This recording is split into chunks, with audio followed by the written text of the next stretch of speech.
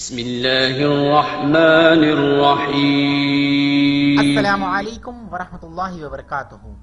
یہ ہیں سریمان پارس راجپوت۔ ابھی ہم آپ کے سامنے ان کی ویڈیو دکھائیں گے کہ انہوں نے گجرات شانتی سمیلن میں شانتی کے نام پر لوگوں کو انہوں نے کس طرح غلط فہمی میں مبتلا کیا اور کس طرح دھرم کے نام پر لوگوں کو یہ لڑوا رہے ہیں۔ ترووننتپورم میں صرف ترووننتپورم میں 4000 مہیلاؤں کو جہادی بنا دیا گیا۔ وہ جھوٹ بول رہا ہے۔ جہاد کا مطلب کیا؟ جد و جہد۔ جہاد کا مطلب نہیں کہ بے گناہ کے جان لو۔ کافروں کو جہاں کہیں پاؤ انہیں قتل کر دو۔ وہ جھوٹ بول رہا ہے۔ آپ کو کوئی بھی مسلمان نے مارا یا کاٹا؟ اس طرح سے 6236 سوروں میں 6236 آیتوں میں سے 109 آیتیں ہنسک ہیں اور یہ وگھٹن کہ اگر آپ بھگوت گیتا پڑھیں گے، بھگوت گیتا اور مہابھارت پڑھیں گے، مہابھارت میں قتل کے ورسز قرآن سے کئی گنا زیادہ ہے۔ مہیلاؤں کو جہادی بنا دیا گیا۔ کنورجن تو بات دور کی ہے، اور ان کا جو کارن ہے وہ اگر ہم اسلام کی تھوڑی سی جڑوں کو کریدیں گے تو ہمیں وہاں پتہ چل جائے گا۔ قرآن میں جو سورہ ہے، جو سورہ 9 ہے، صرف وہی ایک ایسا سورہ ہے جو بسم اللہ الرحمن الرحیم سے شروع نہیں ہوتا۔ سورہ التوبہ میں یہ کہا گیا ہے کہ آپ کافروں کو جہاں کہیں پاؤ انہیں قتل کر دو۔ سچ کیا ہے؟ آئیے جانتے ہیں ڈاکٹر ذاکر نائک سے۔ اکثر اسلام کو بدنام کرنے کے لیے اسلام کے بارے میں غلط فہمیاں پھیلا رہے ہیں۔ کئی بار یہ لوگ قرآن کا حوالہ دے کے لوگ کو بہکانے کی کوشش کرتے ہیں، اور عام طور پہ جو کرٹکس آف اسلام ہیں، جو اسلام کے خلاف لکھتے ہیں، وہ ایک مشہور آیت کو پیش کرتے ہیں، حوالہ دیتے ہیں بتانے کے لیے کہ اسلام دہشت گردی کا مذہب ہے، اور وہ کوٹ کرتے سورہ توبہ سورہ نمبر 9 آیت نمبر 5، اور کہتے ہیں کہ قرآن مجید میں لکھا ہے کہ جب بھی آپ کافر کو دیکھو، مطلب غیر مسلم، مطلب ہندو، اس کا قتل کرو۔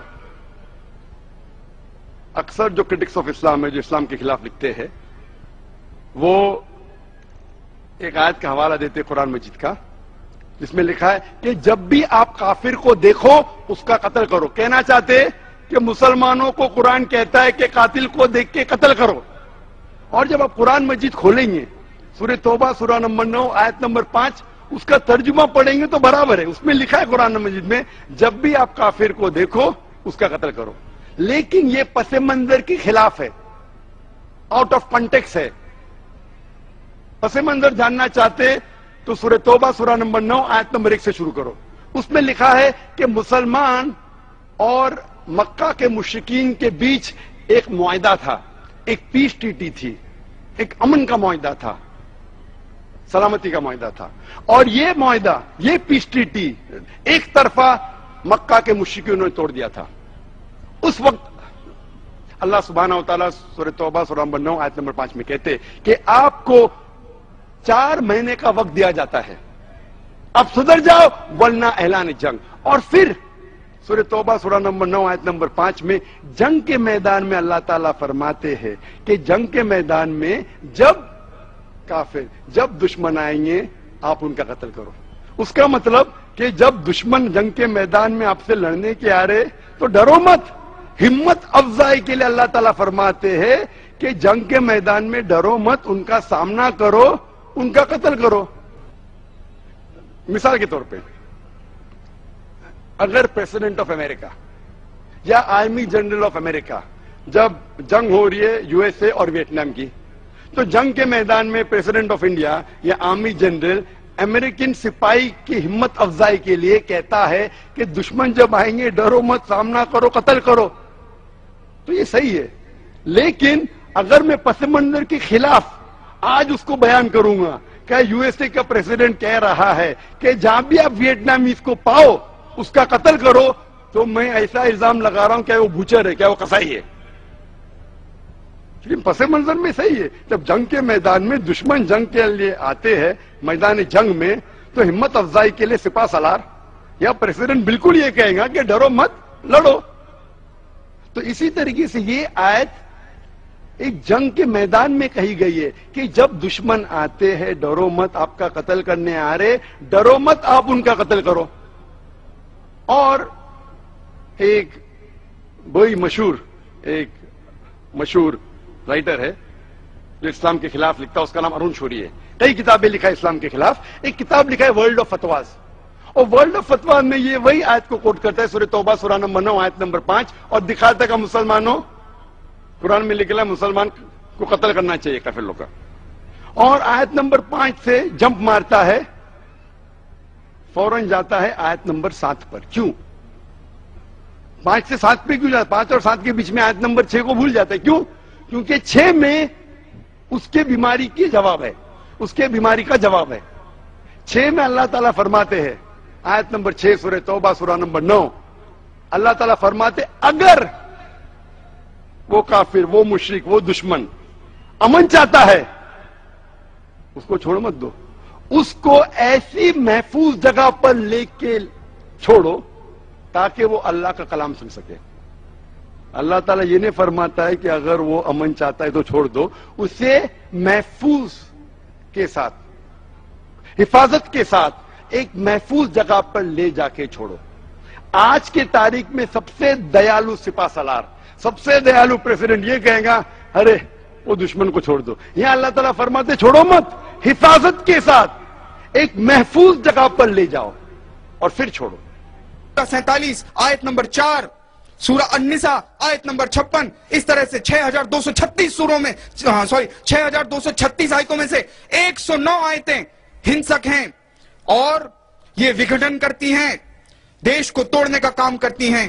اکثر لوگ قرآن مجید کے آیت کو آؤٹ آف کانٹیکسٹ کوٹ کرتے ہیں، اور جہاں بھی آپ قرآن مجید میں اگر دیکھتے ہیں کہ اگر استعمال کرنا پڑتا ہے، جہاد کے کئی مرحلے میں نے کہا، اگر if you have to force, that is the last resort. Violence, force, طاقت ایک آخری ریسورٹ ہے، آخری علاج ہے. اور اس وقت بھی جہاں بھی آپ پائیں گے قرآن مجید میں آیت لڑنے کی، اس کے فوراً بعد کہا ہے امن لڑنے سے بہتر ہے. کوئی بھی آیت لو، چاہے سورہ توبہ لو یا سورہ انفال لو، سورہ نمبر 8 آیت نمبر 7، اس کے بعد لکھا ہے امن لڑنے سے بہتر ہے. श्रीमान पारस राजपूत, अभी आपने जो वीडियो देखी उससे आपके हर एतराज का जवाब हमने दे दिया. आपने कहा कि आप इस देश से प्रेम करते हैं. मैं भारत माता से प्यार करता हूं. मैं इस भारत भूमि से, इसकी मिट्टी से, इसके पहाड़ों से, इसकी नदियों से. आपको बता दूं मैं कि सिर्फ आप ही नहीं हैं इस देश से प्रेम करने वाले, लेकिन अगर आप इस देश से सच्चा प्रेम करते हैं तो मेहरबानी करके मजहब को लेकर हिंदू मुस्लिम को लड़वाइए नहीं. वतन से मोहब्बत हम भी करते हैं और हम और आप साथ में मिलकर रह सकते हैं, लेकिन शर्त इस बात की है कि हम और आप एक दूसरे के मजहब को समझें, न कि एक दूसरे के मजहब के बीच में खाई पैदा करें, दीवार खड़ी कर लें, लोगों को गलत मैसेज दें, लोगों के स्क्रिप्चर को गलत कोट करके लोगों के अंदर गलत फहमियां फैलाएं. मैं आखिरी बात आपसे कहूंगा और मैं आपको दावत देता हूं कि आप इस कुरान पे गौर करिए, और कुरान में आपके लिए अल्लाह ने एक मैसेज छोड़ा है और ये मैं आप तक पहुंचाना चाहता हूं. अल्लाह कुरान मजीद में फरमाता है, सूरह ज़ुमर चैप्टर नंबर 39 आयत नंबर 53 से लेकर 63 तक. ऐ पैगंबर, मेरी तरफ से लोगों को कह दो कि ऐ मेरे बंदो, जिन्होंने अपनी जानों पर ज्यादती की है, अल्लाह की रहमत से नाउम्मीद न होना. अल्लाह तो सब गुनाहों को बख्श देता है. बेशक वही तो है बड़ा बख्शने वाला, बड़ा मेहरबान. और इससे पहले कि तुम पर अजाब आ वाक़े हो, अपने परवरदिगार की तरफ रुजू करो और उसके फर्माबरदार हो जाओ, वरना बाद में तुमको मदद नहीं मिलेगी. اور اس سے پہلے کہ تم پر ناگہاں عذاب آ جائے اور تم کو خبر بھی نہ ہو، اس نہایت اچھی کتاب کی جو تمہارے پروردگار کی طرف سے تمہاری جانب نازل ہوئی ہے پیروی کرو۔ ایسا نہ ہو کہ اس وقت کوئی شخص کہنے لگے کہ ہائے اس کوتاہی پر افسوس ہے جو میں نے اللہ کا حق ماننے میں کی اور میں تو ہنسی ہی کرتا رہا، یا یہ کہنے لگے کہ اگر اللہ مجھ کو ہدایت دیتا تو میں بھی پرہیزگاروں میں ہوتا، یا جب عذاب دیکھ لے تو کہنے لگے کہ اگر مجھے پھر ایک دفعہ دنیا میں جانا ہو تو میں نیکوکاروں میں ہو جاؤں۔ ارشاد ہوگا کیوں نہیں، میری آیتیں تیرے پاس پہنچ گئی تھی مگر تو نے ان کو جھٹلایا اور شیخی میں آ گیا اور تو کافر بن گیا۔ اور اے مخاطب، جن لوگوں نے اللہ پر جھوٹ بولا تم قیامت کے دن دیکھو گے کہ ان کے چہرے سیاہ ہو رہے ہوں گے۔ کیا تکبر کرنے والوں کا ٹھکانہ دوزخ میں نہیں ہے؟ اور جو پرہیزگار ہیں ان کی کامیابی کے سبب اللہ ان کو نجات دے گا، نہ تو ان کو کوئی تکلیف پہنچے گی اور نہ وہ غمناک ہوں گے۔ اللہ ہی ہر چیز کا پیدا کرنے والا ہے اور وہی ہر چیز کا نگراں ہے۔ اسی کے پاس آسمانوں اور زمین کی کنجیاں ہیں، اور جنہوں نے اللہ کی آیتوں سے کفر کیا وہی نقصان اٹھانے والے ہیں۔ دعوت و ہدایت کی ایک ہنسی شفق لے کر میرے مصطفیٰ